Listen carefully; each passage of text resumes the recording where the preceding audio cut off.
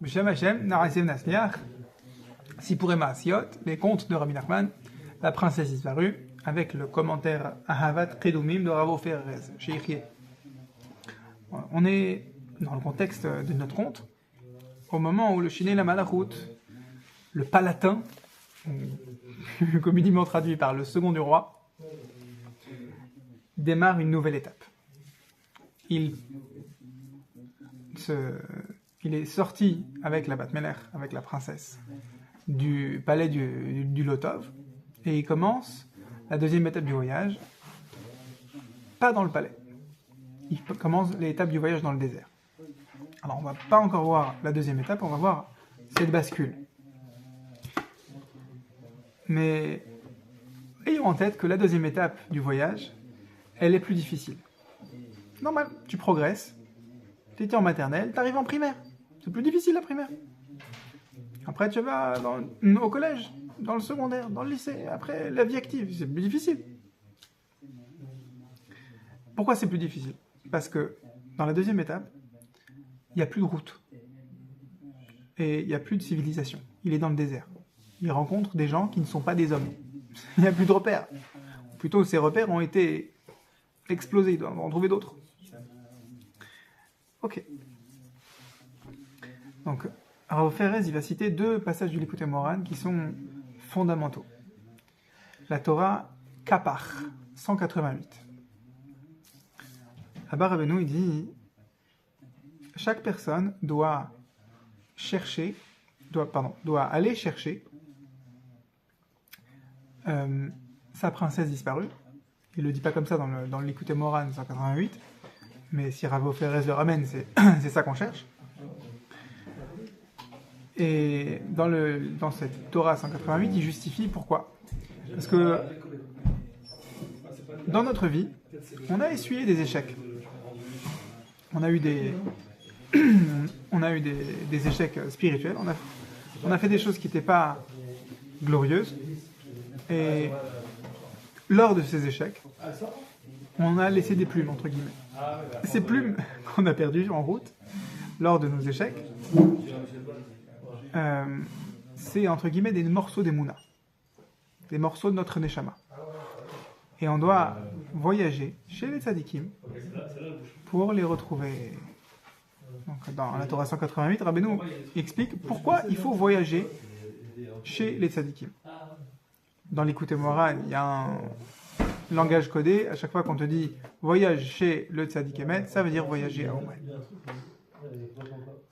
Donc, ça ne veut pas dire forcément aller à Ouman Rosh Hashanah, c'est n'importe quand dans sa vie, un homme, au moins une fois, il doit aller à Ouman pour avoir un lien avec Rabbeinu et obtenir de Rabbeinu un tikkun au moins une fois dans sa vie.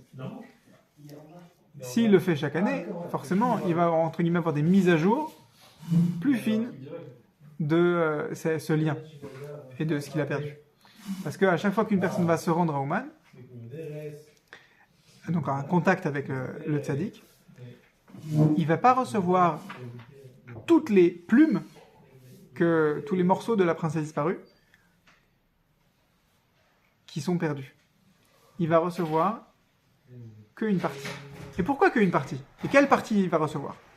À la fin du passage que Rav Ferez cite, il explique, Rabbeinu cite, il y a une condition.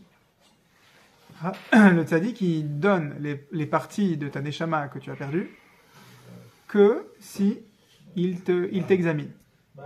C'est une halakha. Si tu trouves un objet, tu dois faire Hashavat Veda.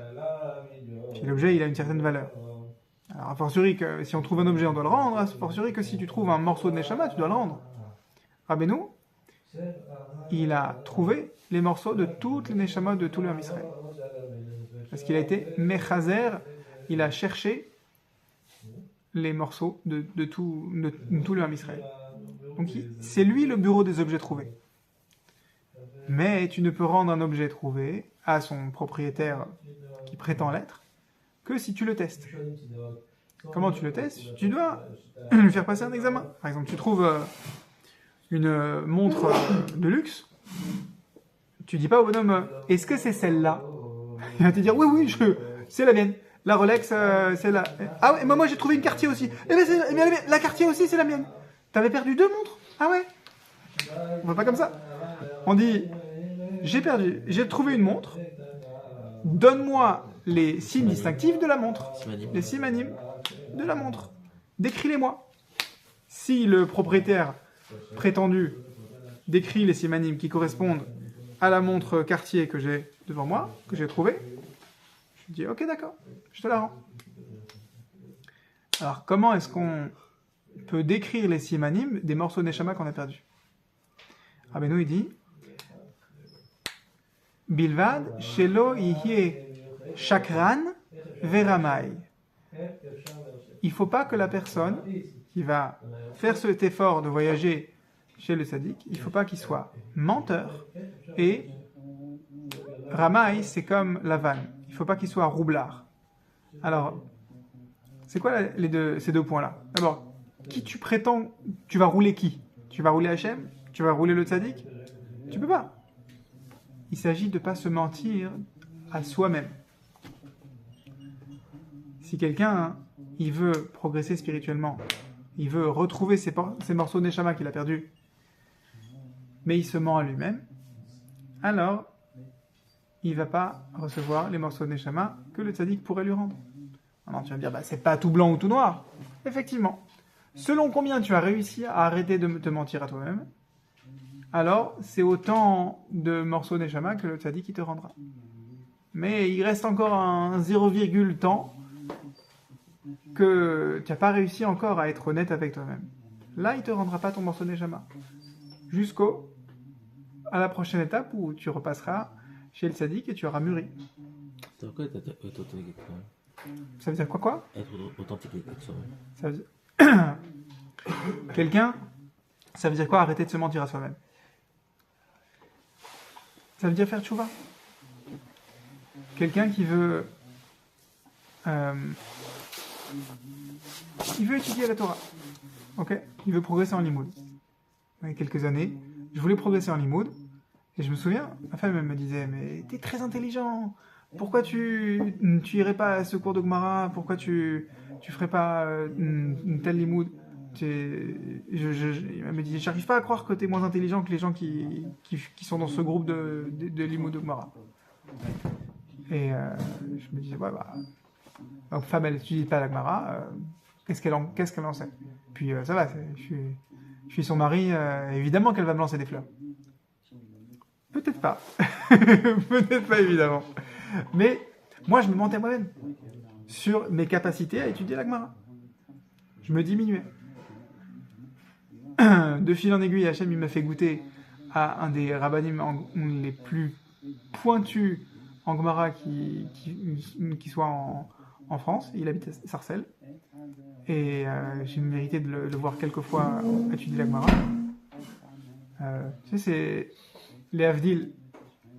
Toi, tu es sur une bicyclette. Et à côté de toi, il y a à 50 mètres, il y a une Formule 1 qui passe. Mais c'est pas une Formule 1. C'est en 33 tonnes qui passe à la vitesse d'une Formule 1. Donc, le souffle, il est énorme. C'était comme ça. Étudier la Gemara avec ce rave-là, ça décoiffait. Donc là, j'ai compris... Ok, je suis pas à son niveau. Ça va.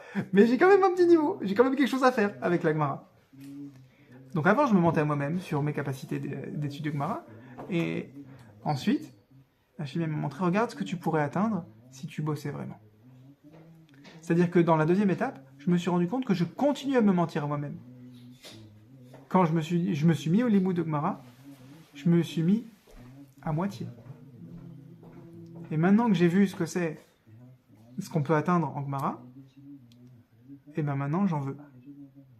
Et je mets la barre très très très haut en me disant, si je me donne, voilà ce que je pourrais atteindre. J'ai arrêté de me mentir en limoud de Gemara. Les Havdil. Non, j'ai compris. Imagine quelqu'un, il fait le Dafayomi depuis 5 ans. Il a fait la majorité du chasse. Mais il fait encore avec Art Scroll français. crois pas qu'en 5 ans de Dafayomi, le bonhomme, il a progressé. Et il peut peut-être lâcher le français et passer au hard scroll en hébreu. Ou même lâcher hard scroll complètement et se débrouiller avec Gemara Rashi. Parce que plus tu utilises des béquilles, des aides en limoud, moins tu progresses. Parce que tu t'appuies sur les aides. Ce bonhomme, il se ment à lui-même. Désolé, mais je veux pas le vexer. Mais il n'est pas dyslexique. Il a forcément gagné en vocabulaire en 5 ans. Il est sérieux dans son étude. Mais il se ment à lui-même. Et donc, il ne se jette pas à l'eau. Une autre manière de le dire... Se juger petit, c'est se mentir à soi. Hachem, il a mis en nous des forces. Et on doit les exploiter. Ça ne veut pas dire que tu peux t'enorgueillir. Mais tu n'as pas le droit d'ignorer les forces qu'Hachem il a mis en toi. C'est se mentir à soi-même. On peut aussi se mentir à soi-même sur la gravité d'un problème dont on doit s'occuper.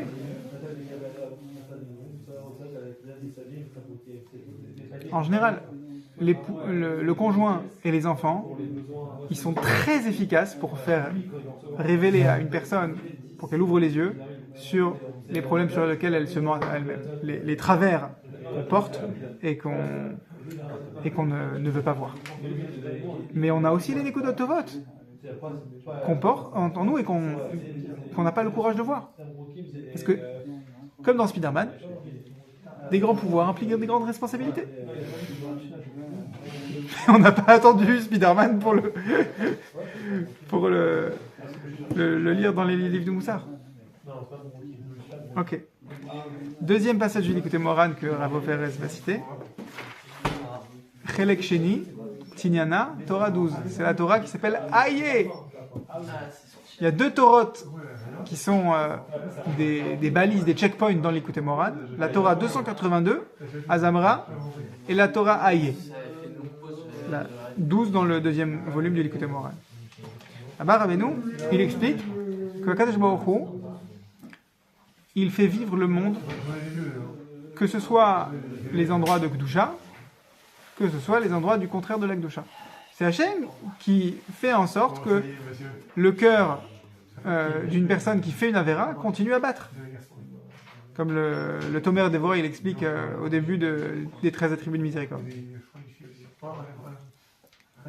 Mais Akadosh Baruch Hu, officiellement, il ne se trouve pas dans les endroits de Avera.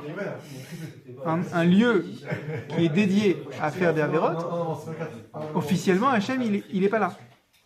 C'est-à-dire qu'on n'est pas censé aller chercher de la présence d'Hachem dans ces endroits. Mais il est là. Sinon, cet endroit, il disparaîtrait. Ok ? Comme un programme informatique qu'on va supprimer. Dans un monde virtuel, tu peux supprimer un monde. Tu le délites. Mais si Hachem il est présent alors, mais pas officiellement, ça veut dire quoi? Alors là-bas dans l'Likutei Moharan, Torah 12, deuxième volume, de la Torah Aïe, il explique que Hachem il a créé le monde avec les 10 paroles qui sont décrites dans Parashat Bereshit, mais la première parole, parce qu'il n'y a que 9 fois écrit Vayehi, la première parole c'est le mot Bereshit lui-même, et il est appelé Ma'amar Satum. C'est une parole qui est cachée. C'est comme un programme informatique qui contient 9 parties qui sont visibles, et il y a une partie qui est cachée. Il n'y a que les informaticiens qui savent fouiller qui le voient. Et ce Ma'amar Satum, cette parole créatrice d'Hachem, qui est cachée, c'est elle qui est la plus élevée de toutes. Ça correspond au tzaddik Yesod Olam. Le tzaddik Emet, celui qu'on va voir quand on a perdu quelque chose, Rabbeinu, il est, mais il a, pour encore si ça paraît chauvin, Rabbeinu il est plus grand que les autres tzaddikim. Et donc à ce compte-là, il incarne cette lumière du Ma'amar Satum, du mot Bereshit, qui est capable d'amener la lumière d'Hachem dans des endroits qui sont officiellement vides de présence d'Hachem. C'est-à-dire que plus un tzaddik est grand, plus il peut amener de la Torah à des personnes qui sont incapables de recevoir des enseignements de Torah. Donc Einstein, il a dit, le hasard, c'est Dieu qui voyage incognito. Rabbeinu, il préciserait, il dirait, non, pas tout à fait. Pas le hasard.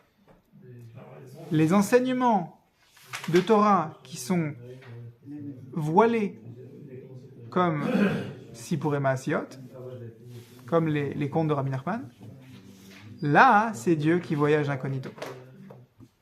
Parce que il y a de la vitalité, il y a de l'enseignement qui est présent dans l'histoire, dans le conte, mais on ne voit pas que c'est un enseignement.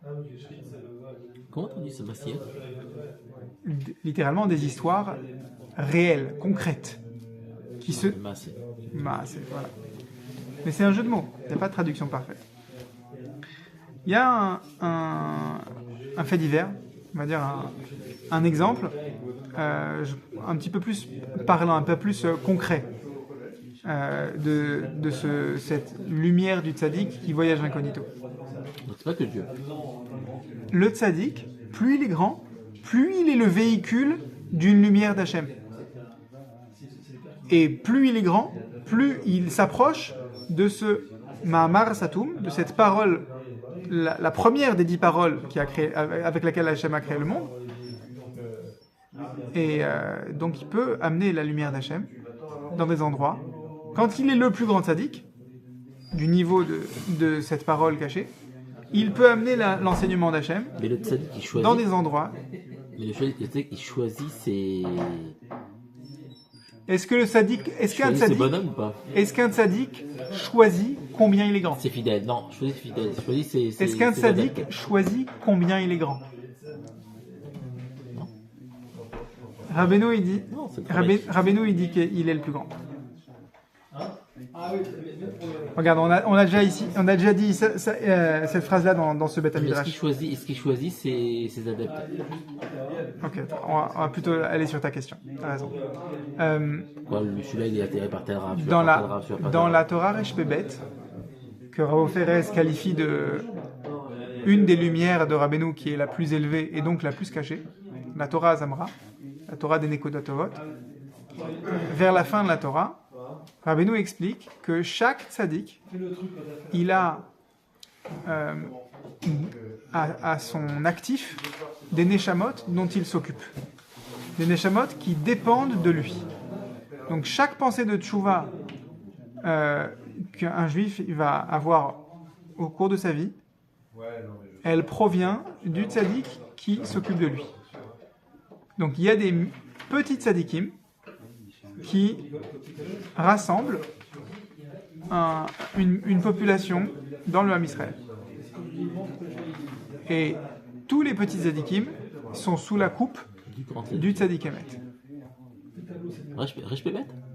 Ça, c'est la fin de la Torah Resh Bebet. Ouais. Donc, c'est pas le tzaddik qui choisit, mais il a effectivement sous sa responsabilité qu'une partie de Neshamot dont lui s'occupe. Il y a un cas comme ça de Rav Kanievski, Raphaim Kanievski Zatzal, un Motzei Shabbat. Il était en train de prolonger Shabbat. Il n'avait pas encore fait la Havdalah. Et donc il faisait pas de Melachot. Et il y a quelqu'un qui dit mais Rav, si vous faites durer Shabbat pour que le Gehinam ne reprenne pas, ça sert à rien. Parce que nous, on a vu le Chazon Ish, il a déjà fait la Havdalah, il est en train de fumer sa pipe. Donc, le Gehinam, il s'est forcément déjà rallumé, puisque le Gadol Hador a fait sortir Shabbat. D'accord? C'était un petit peu osé. Mais bon, à cette époque-là, à l'époque du Chazon Ish, il n'y avait pas de question que c'était le Chazon Ish, le Gadol Hador, et pas Rav Chaim Kanievski. Dans les milieux lituaniens. Et Rav Chaim Kanievski de dire le Chazon Ish, il a ses Rechaim au Gehinom dont il s'occupe, et moi j'ai mes Rechaim au Gehinom dont je m'occupe.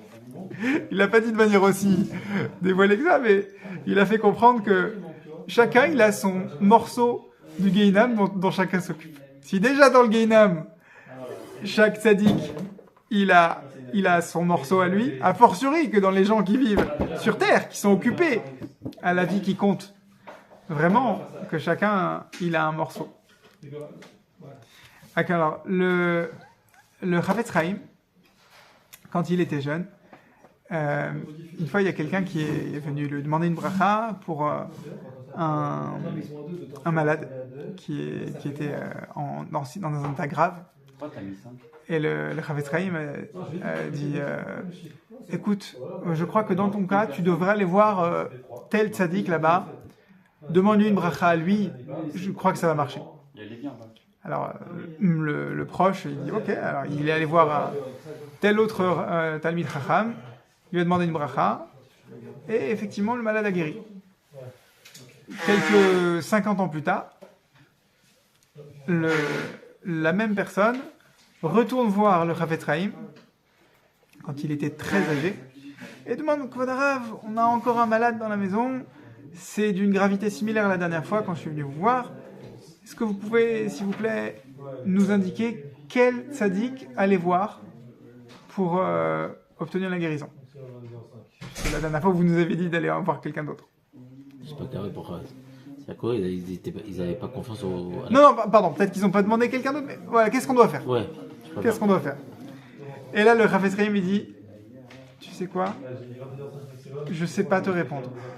Comment ça se fait? Mais vous nous avez déjà aidé la dernière fois?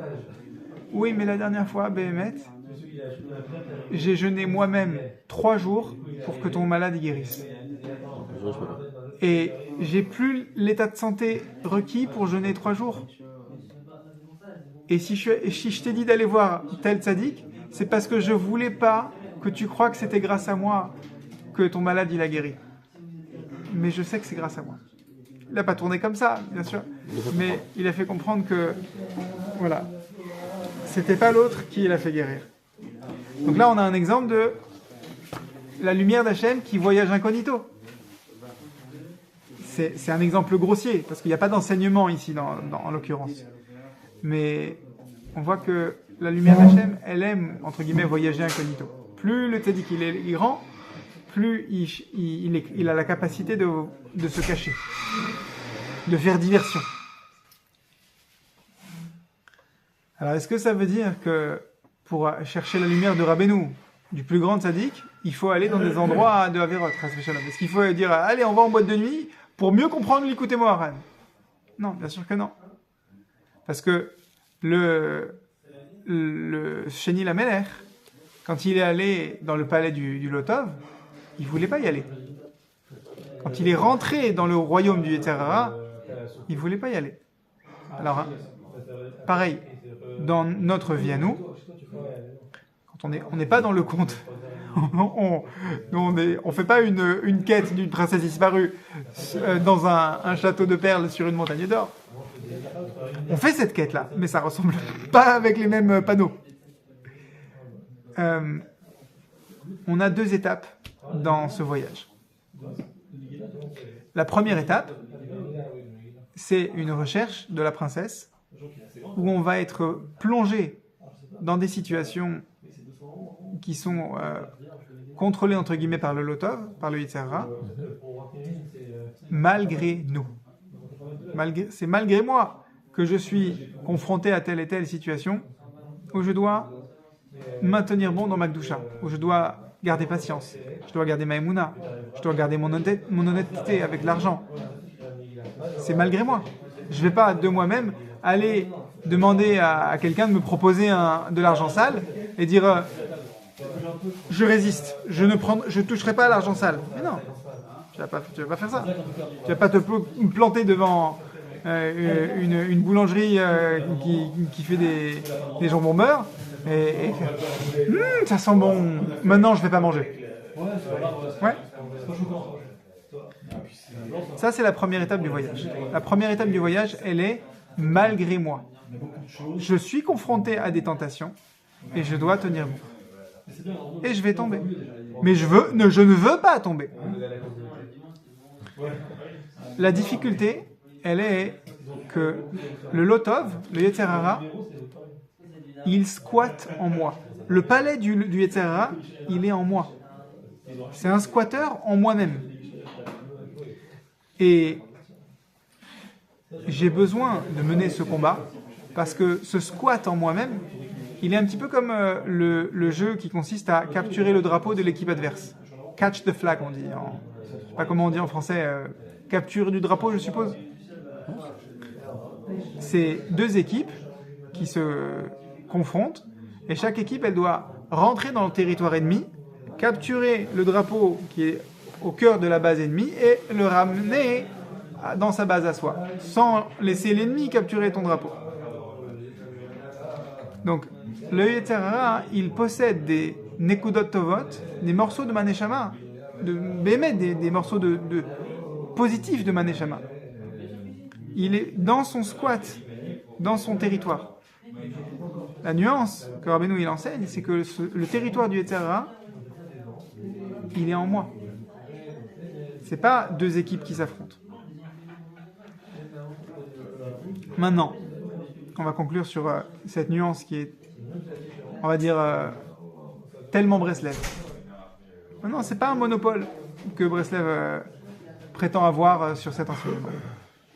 Akadosh Baruch Hu, c'est d'ailleurs Rav Ferez, il cite Rav Akiva Rabinovitch, qui explique cet enseignement.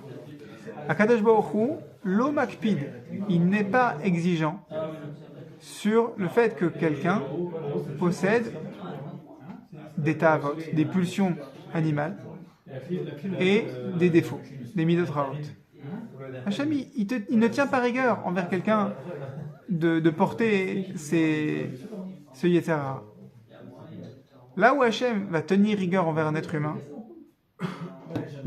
de manière constante, au présent, et à fortiori après 120 ans, c'est sur le fait qu'une personne, elle sait qu'elle a tel et tel Yetzer Hara, tel et tel penchant, et qu'elle ne cherche pas à obtenir de l'aide. Un alcoolique qui ne va pas consulter un thérapeute en addiction, un addictologue, Hachem, il ne va pas le juger sur le fait qu'il est alcoolique. Il va le juger, il va lui tenir rigueur sur le fait qu'il ne cherche pas à obtenir de l'aide. On doit tous chercher à obtenir de l'aide.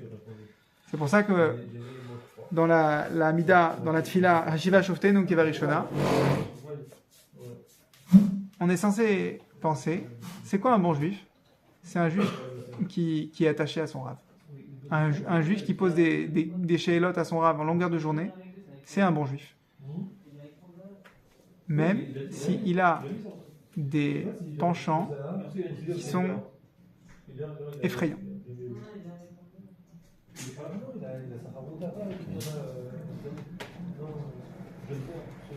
Le Zohar HaKadosh, il dit Mi hamnatseach, qui est le vainqueur? Celui qui tient bon son épée. Autrement dit, qui est le gagnant de la lutte contre les Yetzer Hara? Celui qui continue à se battre. Hu amenatseach, c'est lui le gagnant. Donc, c'est quoi la différence entre la première partie du voyage et la deuxième partie du voyage du Sheni Lamelech, du juif qui est vivant sur terre? La bascule, c'est quand il y a un réveil de recherche de Kedusha, recherche de proximité avec Hachem. Ce réveil, il est provoqué par le Tzadik Emet, par un enseignement du Tzadik Emet qui t'a touché à cœur, qui a allumé ta neshama. Ça suffit pas, t'as pas fini. Mais au lieu de te battre sur tenir bon contre un Yetzer Hara, ta avoda, ce sera plutôt en dehors du palais du Yetzer Hara. C'est-à-dire quoi? Rechercher un palais de perles sur une montagne d'or. De manière très très très résumée, parce qu'il nous reste une centaine de pages dans le livre, au lieu de juste résister au Yetzer Hara, c'est-à-dire sourd mera, tu vas basculer dans Asetov.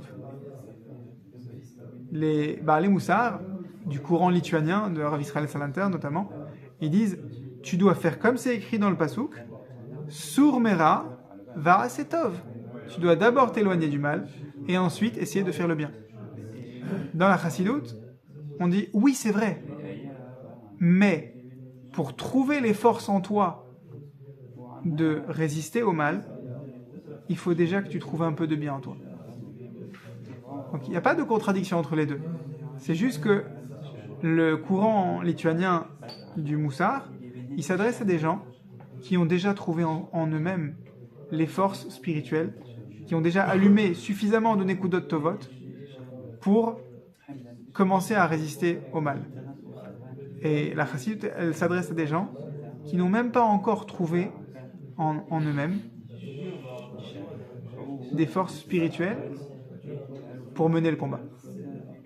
Parce que qui c'est qui mène le combat de résister au Yetzer Hara, de tenir bon dans le palais du Liotov? C'est quelqu'un qui a déjà un peu de conscience identitaire. Il se dit, je suis le Sheni Lamelech. Hey, je suis quelqu'un quand même, j'ai une importance. Tant que tu n'as pas eu ce premier éveil, tu n'as aucune chance de mener le combat. Pour mener le combat, il faut déjà savoir que tu es combattant. Ça, c'est le chidouche, entre guillemets, du monde de la Chassidut. Mais Bémet, il n'y a pas de contradiction. On va dire c'est que la Chassidut, elle s'adresse à des gens qui ont besoin de soins de réanimation. Alors que le Moussar, il s'adresse à des gens qui ne sont pas encore en réanimation. Qu'on soit en réanimation spirituelle ou qu'on n'y soit pas encore, on est tous à la même enseigne. Le gagnant de la guerre contre le Lotov, c'est celui qui continue à se battre.